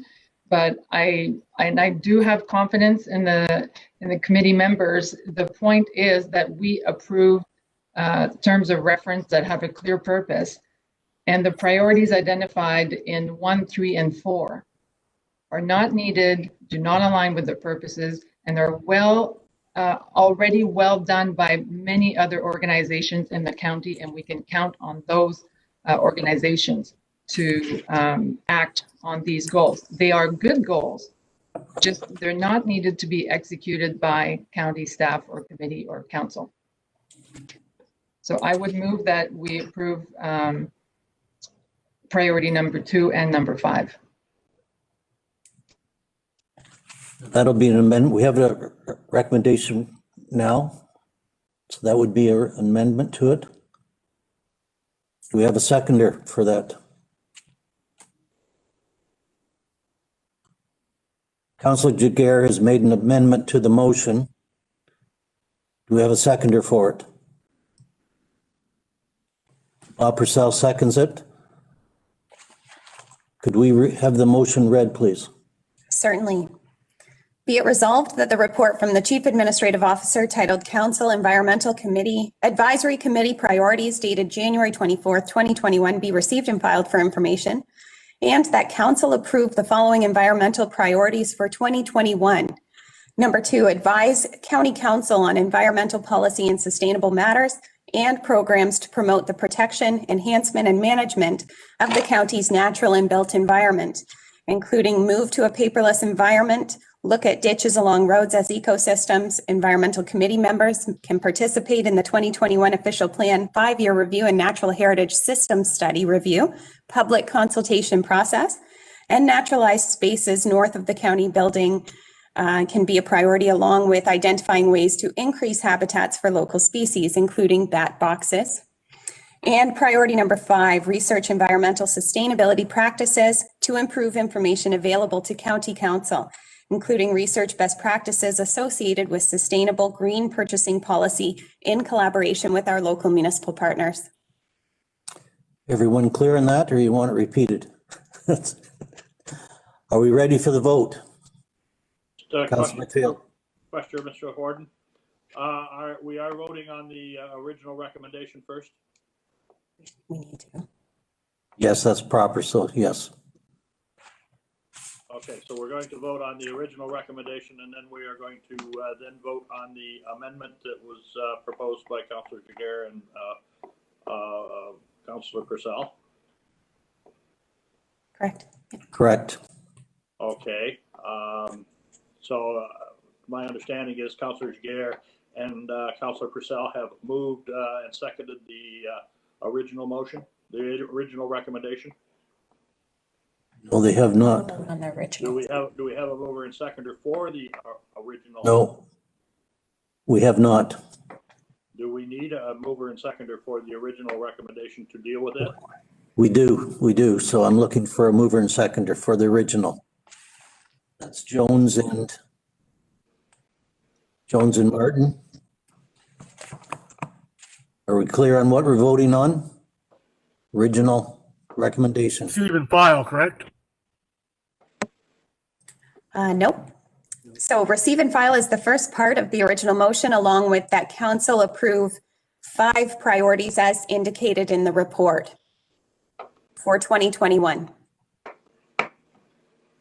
So, Mr. Warden, point of order. The original recommendation is a report from staff. I don't believe there was a mover and seconder. So do we need a vote on a recommendation from staff? I think council could move an amended recommendation. It's not an amended motion. I'm going to ask Steve Gibson for some advice here.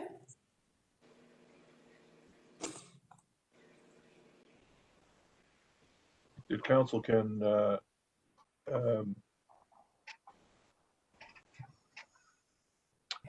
think the motion can be for the amended recommendation, and that's what the vote would be, and it's only after that, if that is defeated, that it would return to the original recommendation. Okay. So then we'll go back. We've got Jagger and Purcell. Jagger and Purcell. This is amended. Are we clear? We are. I'm seeing heads nodding. We know what we're voting on. I'll call the vote, please. Deputy Warden Mennel. Yes. Councillor McPhail. Yes. Councillor Purcell. Yes. Councillor Martin. No. Councillor Jones. Sorry, no. Councillor French. Yes. Councillor Jagger. Yes. Councillor Ketchabah. Yes. Mr. Warden. Yes. 7-2, the motion is carried. Thank you for that. Service delivery review. Julie?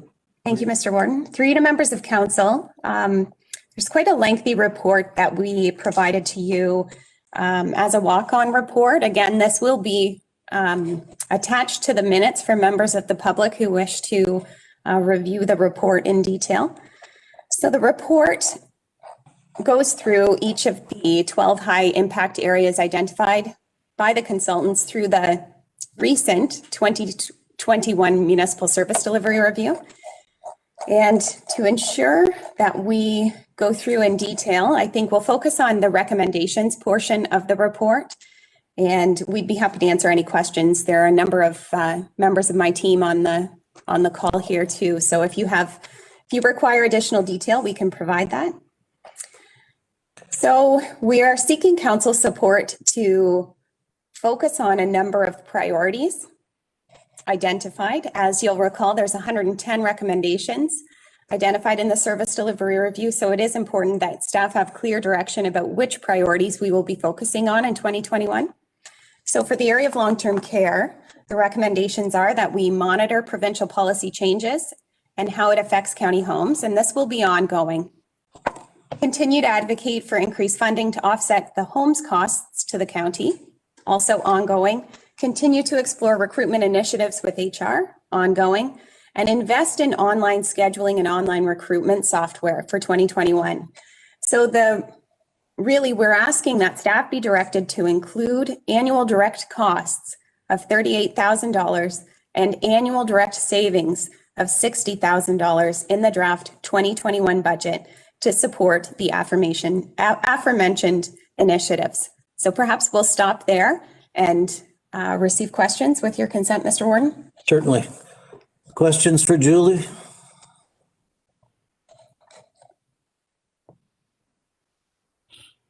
Not seeing any. Carry on. So the next recommendation is that staff be directed to consider the options included in the service delivery review for an improved organizational design and present options to Elgin County Council in 2021 for implementation in 2022. So you'll note that there are no budget implications associated with this at this time. Okay. Questions? Mr. Warden, Go ahead. I don't have a concern with this. I just want a bit of clarification. When the options are brought back, it won't be just the options that emerged from the review. It'll be options that are recommended by staff or in consultation with county council. Thank you, Mr. Warden. Through you to members of council, specifically Councillor Purcell. That's a great point, and that's exactly why we didn't relay it kind of verbatim from the report, was that I think there are a number of other considerations that County Council needs to be aware of when considering the organizational design of our corporation. So we'll certainly be bringing that forward, that information forward to Council throughout 2021 so that Council's in a good position to make some organizational design changes in 2022. Okay. The next section is improvements to manual processes. So the recommendation is that County Council directs staff to create training manuals for digital tools as needed, and that staff be directed to formalize an internal project management structure to support initiatives identified in the service delivery review to improve manual processes. So to give you some background, the leadership team is working on coming up with the project management structure so that we ensure that we have identified key individuals throughout the corporation who are able to drive the recommendations from the service delivery review forward. So members, it's a cross-functional team that we're putting together to support these initiatives.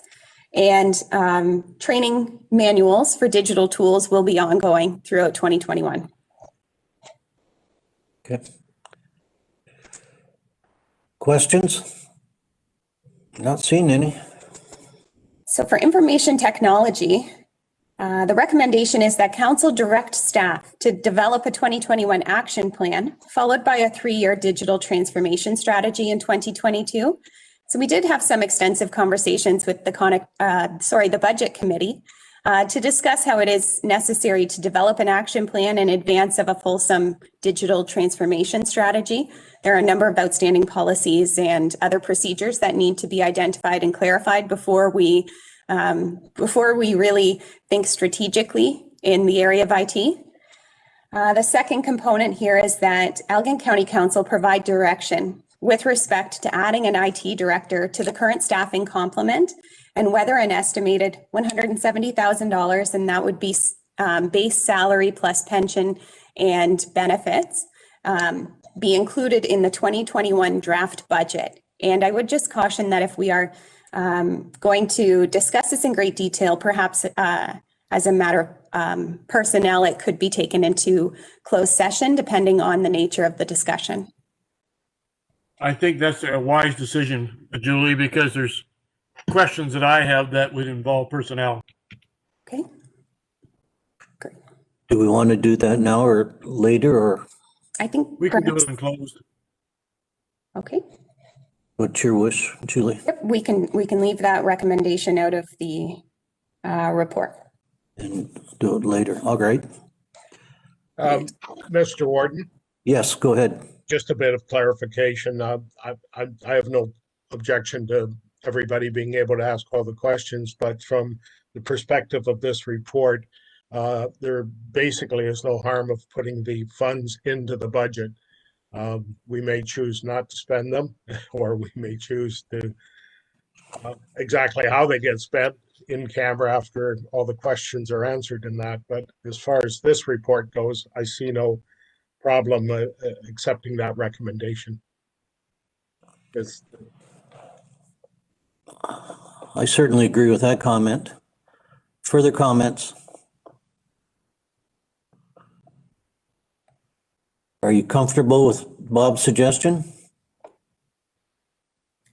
We're still going to discuss in closed some of the personnel issues. Yes. Okay, I'm good with that.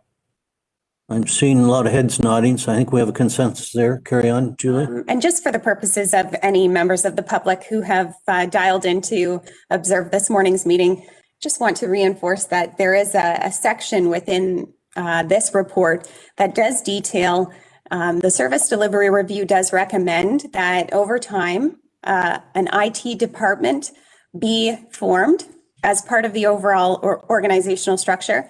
As well, there are some other priorities that County Council has identified that could be under the purview of a director of IT, including the work of the Connectivity Committee, for which I've been providing a great deal of support to, and am the first to admit I don't have a ton of expertise to offer the committee. So those are the two key components of the report related to this recommendation. Thank you for that. Questions for Julie? Great. The next recommendation is that Elgin County Council direct staff to undertake the following actions as recommended in the service delivery review. And this is associated with our municipal partners. The first is to codify consultation processes for new shared services. Second is to codify risk mitigation strategies into new agreements, not arguments. The third is to undertake independent appraisals for the costs of delivery for shared services, and the costs are to be shared.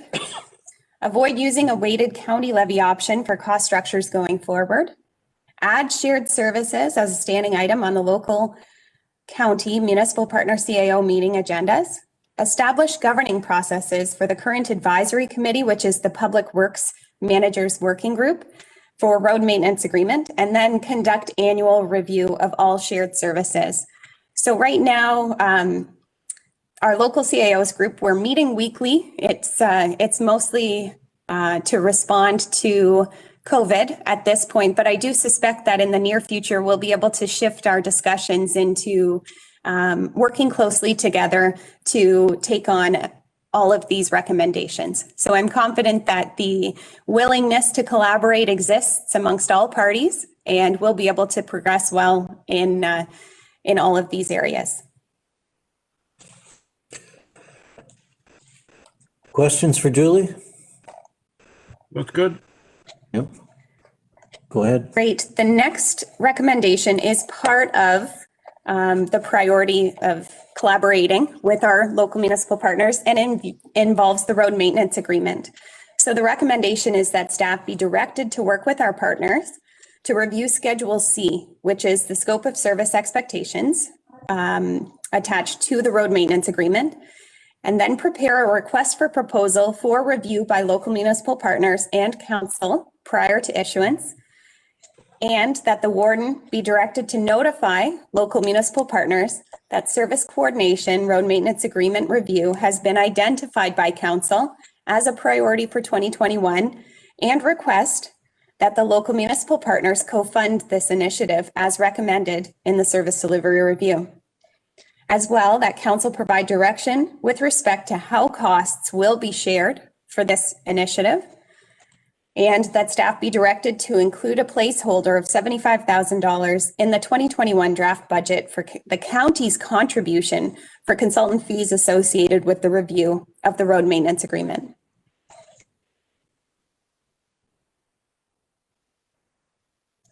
Questions? Mr. Yes. Warden? Is that Dominique? No, it's Sally. Oh, Sally, sorry. Go ahead. Yeah, I'm just, when you talk about the sharing the cost, some municipalities have already set their budget for 2021.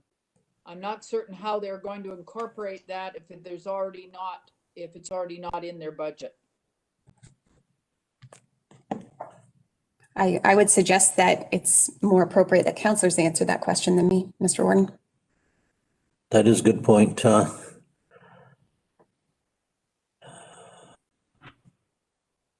guess the question is, obviously the county's putting in 75,000. If we divide the equal contribution, that's at least 10,000 for each municipality. I'm sure we can probably find it, but it might be a bit of a stretch. Other Julie? Thanks, Mr. Warden. Through you to members of council. The other option is, of course, that the county fund this initiative in whole. I think that would be an easier pill to swallow rather than trying to get 7 municipalities to all agree. Councillor Jones, did you have a hand up? I have no problem with that. I guess the understanding is that it's still coming out of the same pocket in the end. So whether it comes through the municipal levy or the county levy, eventually we all pay for it. That's very true. Julie? Thanks, Mr. Warden. Through you to members of council. I do think, though, that regardless of whether the county funds it or it's a co-funded initiative, it will be critically important to involve our local municipal partners as much as possible, including reviewing the scope of services for the consultant and the request for proposal that the county would issue. That's a very good point. I'm seeing heads nodding to that. Mr. Ward, just a question to Julie. Our road agreement, I think it's a 5-year agreement.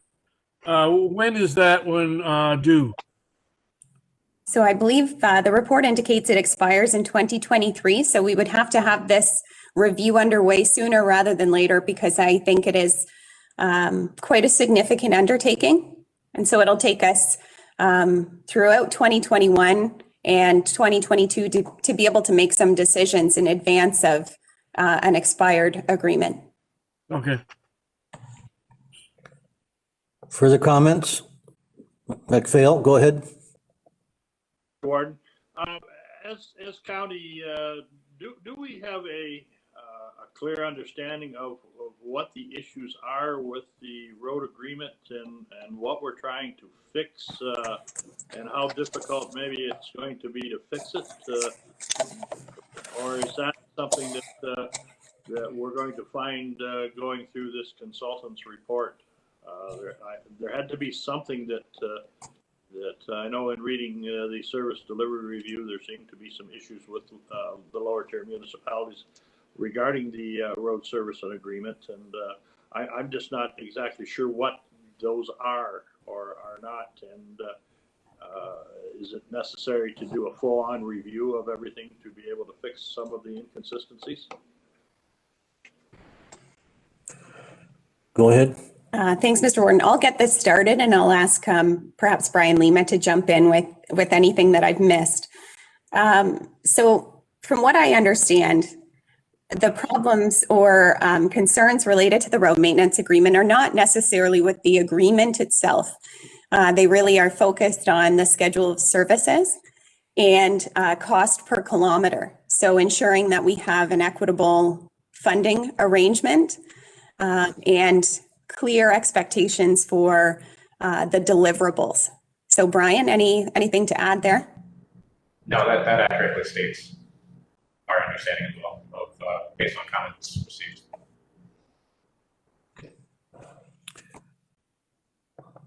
All set. Carry on. Thank you. So are we going to adjust that one? Just going back, that staff be directed to include a placeholder of up to $150,000? And the county's going to look after that cost. I think that's the consensus. Okay. Do we have a consensus that we put the 150 in, the county pays for it? I'm seeing heads nodding, so I think we got enough. Make that assumption. Yep.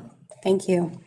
The next section is in-house engineering design and adjusting job titles to reflect roles and responsibilities within engineering and facility services. The recommendations are that staff be directed to prepare a business case for council's review that includes costs, opportunities, and savings associated with the recommendation included in the service delivery review to deliver engineering design in-house, and that's a consideration for 2021. As well, that a placeholder of $110,500, that's including base salary, pension, and benefits, be included in the draft 2021 budget to support capital cost savings opportunity associated with bringing engineering design in-house. Discussion? Comments? Councillor Ketchba, go ahead. Just a question, when the consideration of this is going to be taking place, is there going to be a bit of an analysis of the impact on, say, liability exposure versus having this done by a contracted engineer outside and external to the county? I'm saying yes to that answer. Yes, through you, Mr. Warden, to Councillor Ketchba, the staff report would include that analysis, yes. Councillor Purcell, I think you're next. Yes, Mr. Warden, I just probably through you to Brian. Does he see this as being an opportunity to bring all of the engineering in-house, or will there be exceptions? And I think of in terms of like the bridge at Port Bruce, would we do the engineering and keep it all in-house, or even the repairs to the lift bridge in Port Stanley? If there were big projects like that, would there be exceptions or not? Because if you brought it in-house for this kind of money, it gives you a good cash return. But if it's only for routine maintenance stuff, then we may have more of a discussion. Through Mr. Warden to Councillor Purcell, without presupposing an outcome with respect to staff's report, we will detail what would be included and potentially what might be excluded. I think it's fair to assume that there will be times whereby third-party additional support consulting may be required, and I'm thinking with respect to surveying, geotechnical expertise, so on and so forth. So once again, staff's report will detail what would be proposed. Thank you, Brian. Further questions? Not seeing any. Okay. Thanks. So the next service delivery review priority area was collaborative purchasing. And you'll see from the service delivery review that this would bring about some really positive news for our local municipal partners if this was something we could move forward with. Though we're trying to balance priorities here, so it is recommended that we research this opportunity and work with our local municipal partners throughout 2021 to kind of refine those collaborative initiative recommendations, and then include costs associated with this initiative or more information to council in 2022 as part of budget deliberations. Questions for Julie? Seems like everyone's happy. Carry on. Thanks, Mr. Warden. The next section is development services, and the recommendation is that council include $10,000 for software subscriptions in the 2021 draft budget to support a streamlined process of submitting forms for review by the Land Division Committee. Comments? Everyone happy with that? Great. And The next section is human resources, and this was identified by the service delivery review consultants as an opportunity for a shared service with our local municipal partners. The recommendation is that staff be directed to present information with respect to an hourly HR consulting services rate per hour and list of offerings, following a discussion with local municipal partners to assess their needs. And that would be for council's consideration and direction in July or August of 2021. So you'll note that there could be an opportunity from September on to recover some funds associated with an HR consulting service. And it is suggested, though, that that would be minimal through the balance of 2021, and a placeholder is not recommended for any savings in that area until we are able to kind of assess what the needs are of our local municipal partners and go from there.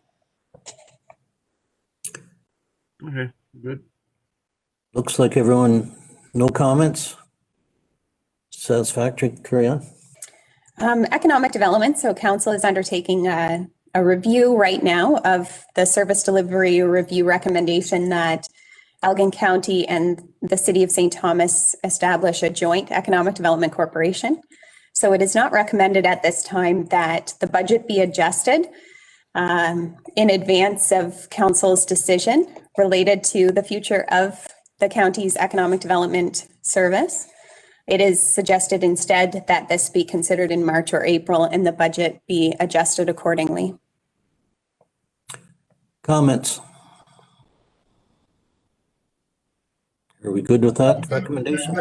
Mr. Warden, I have absolutely no problem with Willie's report on this. I do want to make a comment, though. I got from Strategy Corp their little guideline to interview, because they're going to be interviewing all of us. And if you read their questions, they presume that we're going ahead with this. That may be my perception of how all their questions are loaded, but I'm used to dealing with a lot of people that do these studies across the country and do all the polling and that, and you can get any result you want depending upon how you ask the question, to be honest. So that's just a word of caution. Mr. Warden, it's Sally. Go ahead. I've already been interviewed, and that is not the way they're perceiving it at all. They're asking our opinions, whether it's even feasible. So it really isn't presumed that we're going to do it. Thank you.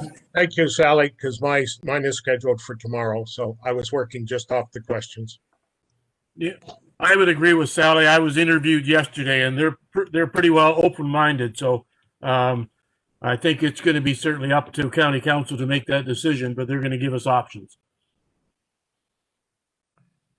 Councillor McPhail. Mr. Warden, I also had my interview yesterday. I believe I had more questions for them than they had for me.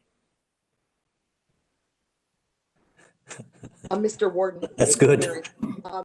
Yeah, I got interviewed yesterday as well, and I agree with Bob. When I first seen the questions, it just seemed like they were presumed that we were going to go that way. But honestly, we had a really good conversation, and they did take all our, like my notes that I had, because I wrote a lot of notes and I shared it with them, and they were really good. Good. Thank you, Mr. Warden. My concerns were premature, obviously, because I've not been interviewed yet. I haven't either, so we'll see. Carry on, Julie. Okay, the next recommendation is for library services. And the recommendation is that staff be directed to work with St. Thomas Public Library to identify opportunities for enhanced partnerships and opportunities to jointly plan for future library location in a coordinated approach to reduce future capital and operating expenses. And I will note, excuse me, that it is missing. There is a component missing whereby we would pursue joint procurement initiatives with the St. Thomas Public Library, which we expect in 2022 could result in $15,000 to $45,000 in savings. Good. Comments? Not seen any. So that's the report. yes. Mr. Warden, it's just Sally. Go ahead. I just wanted to make a comment on the library services. I will say both Elgin County and St. Thomas have excellent online services that I have used, and it's a great idea. I think working together is always a great idea, so I agree with you. So we need a motion to receive. Well, there's a number of Action item? yes, I just have to make a couple of quick amendments. Okay.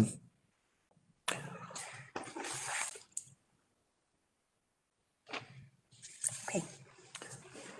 So you need to read that out, or? I think I do, in order to ensure that we're all aware of what needs to be included as placeholders and all agree with the amendments that we've made to these recommendations as we've proceeded through the discussion. This will be lengthy, so everyone listen carefully.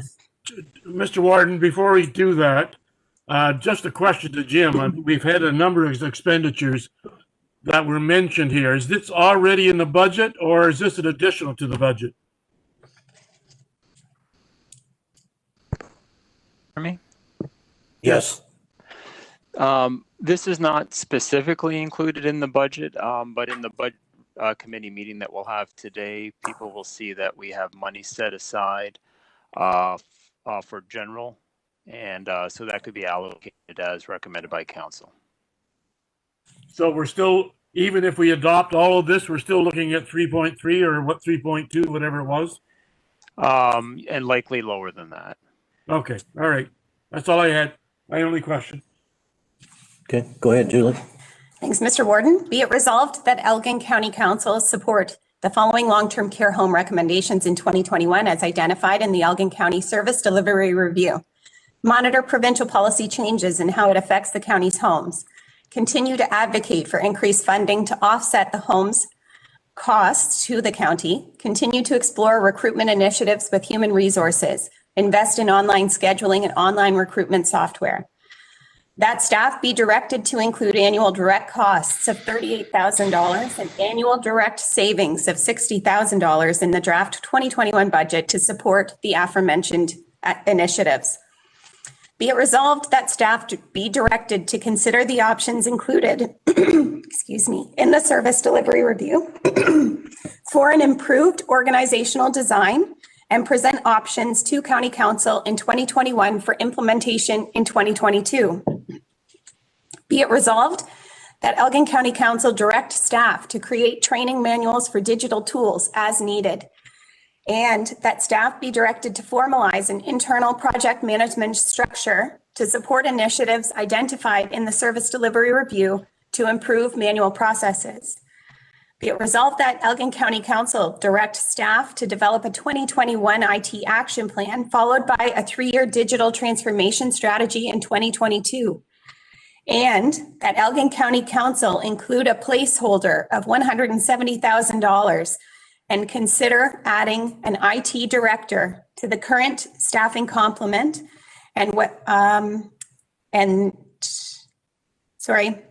strike that. I'm going to rework it. That Elgin County Council include a placeholder of $170,000 in the draft 2021 budget and consider adding an IT director to the current staffing complement. Be it resolved that Elgin County Council direct staff to undertake the following actions as recommended in the service delivery review with respect to Elgin's municipal partners. Codify consultation processes for new shared services. Codify risk mitigation strategies into new agreements. Undertake independent appraisals for the costs of delivery for shared services.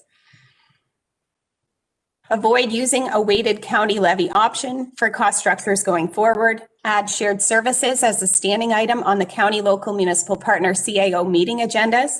Establish governing processes for the current advisory committee for the road maintenance agreement and conduct annual reviews of all shared services.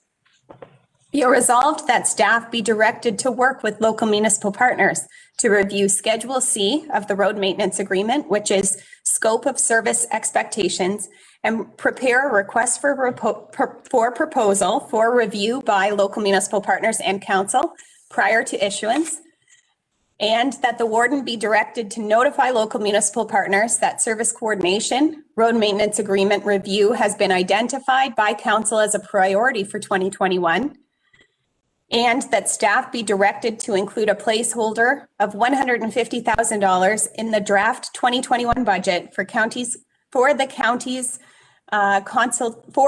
consultation fees associated with the review of the road maintenance agreement. That staff be directed to prepare a business case for council's review that includes costs, opportunities, and savings associated with the recommendation to deliver engineering design in-house for consideration in 2021. And that a placeholder of $110,500 be included in the draft 2021 budget to support the capital cost savings opportunity associated with bringing engineering design in-house. Be it resolved that council include $10,000 for software subscriptions in the 2021 draft budget to support a streamlined process of submitting forms for review by the Land Division Committee. Be it resolved that staff be directed to present information with respect to an hourly HR consulting services rate for local municipal partners, as well as a list of offerings following a discussion with our local municipal partners for council's consideration and direction in July or August of 2021. And be it resolved that staff be directed to work with St. Thomas Public Library to identify opportunities for enhanced partnerships and opportunities to jointly plan for a future library location in a coordinated approach to reduce future capital and operating expenses, and that staff be directed to work with St. Thomas Public Library on joint procurement initiatives and target savings of $15,000 to $45,000 for the 2022 draft budget. Has everyone got that down clear? It's, I'll move it, Mr. Warden. Solid. thank you for that. Seconder, please. Second. Moved by Martin and Mennel, seconded. Call the question, please. Deputy Warden Mennel. Yes. Councillor McPhail. Yes. Councillor Purcell. Yes. Councillor Martin. Yes. Councillor Jones. Yes. Councillor French. Yes. Councillor Jiguer. Yes. Councillor Ketchabah. Yes. Mr. Warden. Yes. 9-0, the motion is carried. Thank you. It's nice to see unanimous. That's a lot of work there, and good. Carry on. Yep. So the next is items for information. Does anyone need a short break? We've been at this 2 hours. Are we good, or who wants a break? 5 minutes? Is that all right? We'll recess for 5 minutes.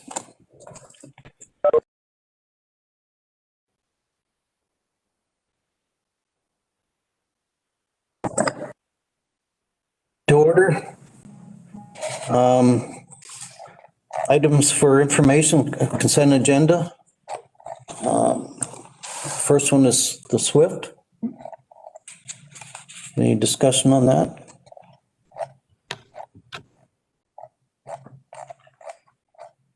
We just receive and file, or looking for a mover for receive and file?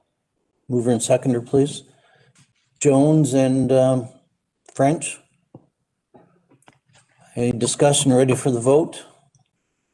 Go ahead. Deputy Warden Mennel. Yes. Councillor McPhail. Councillor Purcell. Yes. Councillor Martin. Yes.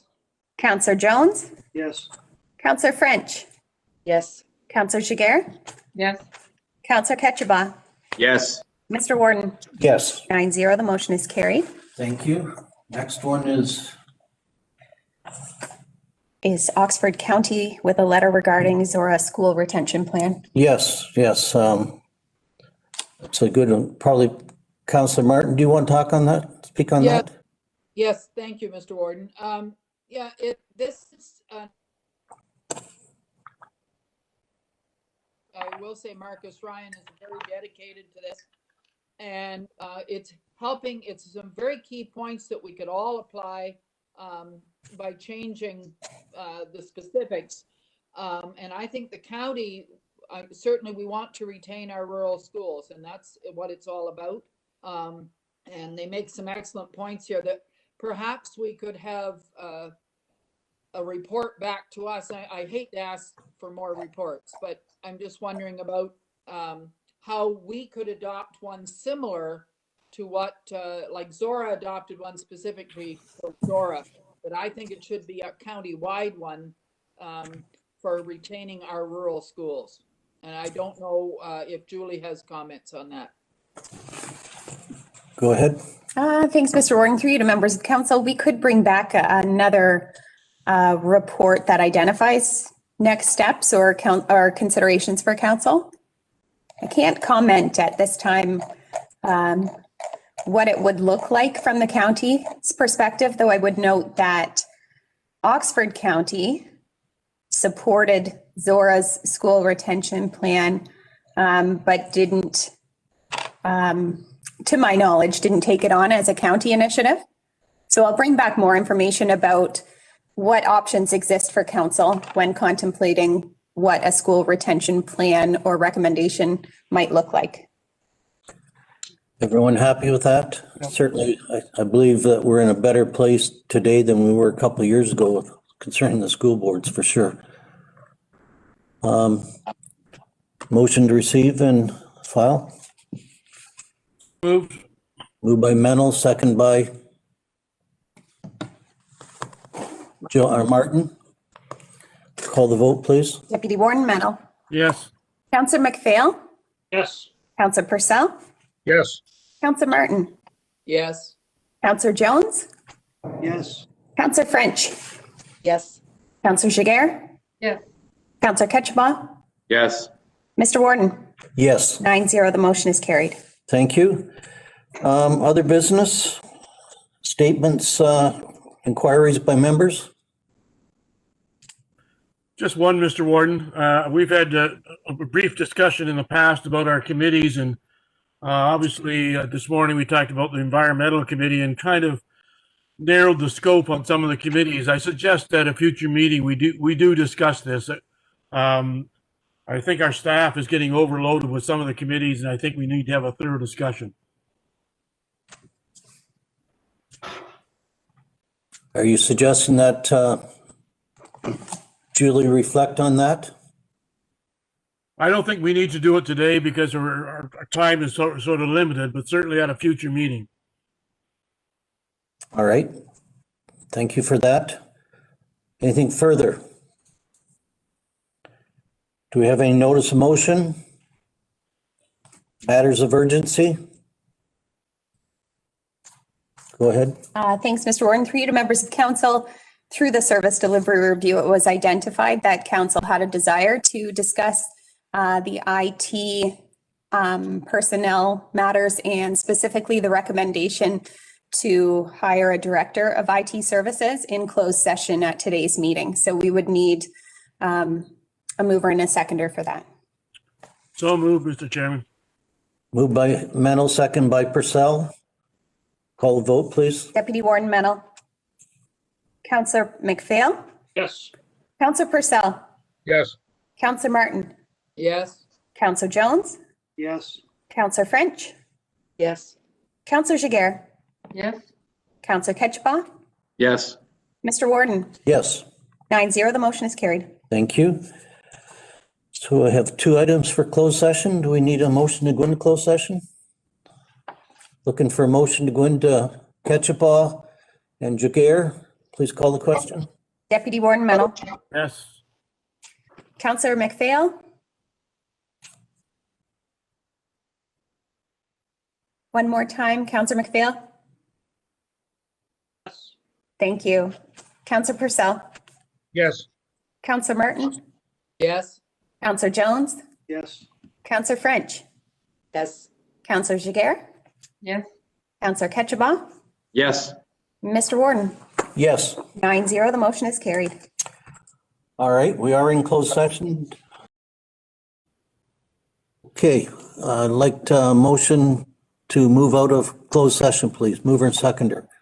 Jones and Ketchabah, please call the question. Deputy Warden Mennel. Yes. Counselor McPhail. Counselor Purcell. Yes. Counselor Martin. Yes. Counselor Jones. Yes. Counselor French.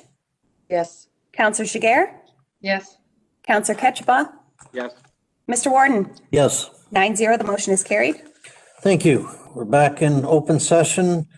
We need to adopt recommendations from the committee of the whole. No, we have to do rise and reports for each of Rise and them. report. Yep. So closed session item number 1, land acquisition update and analysis, Centennial Road and Elm Line.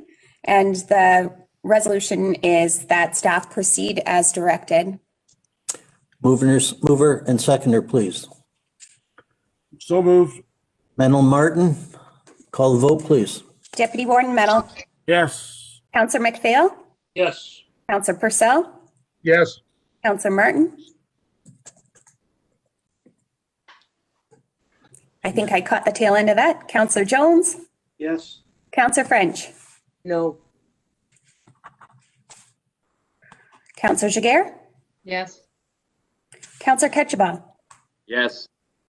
Mr. Warden, Yes, 8-1, the motion is carried. thank you. For closed session item number 2, be it resolved that the CAO proceed as directed. Mover and second, movement fail. Jiguer, go ahead with the vote. Deputy Warden Mennel. Yes. Counselor McPhail. Yes. Counselor Purcell. Yes. Counselor Martin. Counselor Jones, Yes. Counselor French, Yes. Counselor Jiguer, Yes. Counselor Ketchba, Yes. Mr. Warden. Yes, thank you. 9-0, the motion is carried. Recommendations from Committee of the Whole?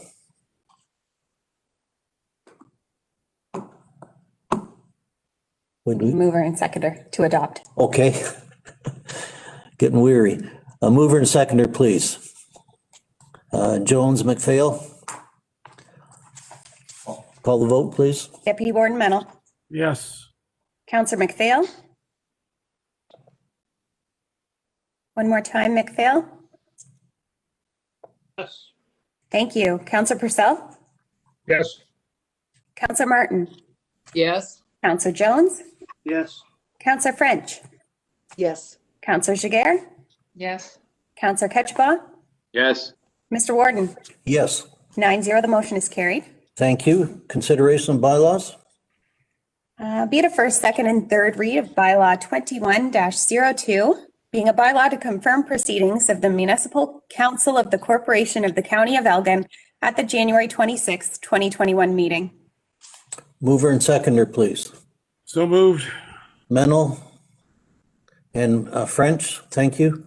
Call the vote. Deputy Warden Mennel, Yes. Counselor McPhail, Yes. Counselor Purcell, Yes. Counselor Martin, Yes. Counselor Jones, Yes. Counselor French, Yes. Counselor Jiguer, Yes. Counselor Ketchba, Yes. Mr. Warden. Yes. 9-0, the motion is carried. But we're pretty close to the end, aren't we? Okay. Thank you for everyone's attention today. I will ask mover and seconder to adjourn, please. Purcell and Jiguer, call the vote. Deputy Warden Mennel, Yes. Counselor McPhail, Yes. Counselor Purcell, Yes. Counselor Martin, Yes. Counselor Jones, Yes. Counselor French, Yes. Counselor Jiguer, Yes. Counselor Ketchba, Yes. Mr. Warden. Yes, 9-0, the motion is carried. we are adjourned. Thank you, everyone. We'll see some.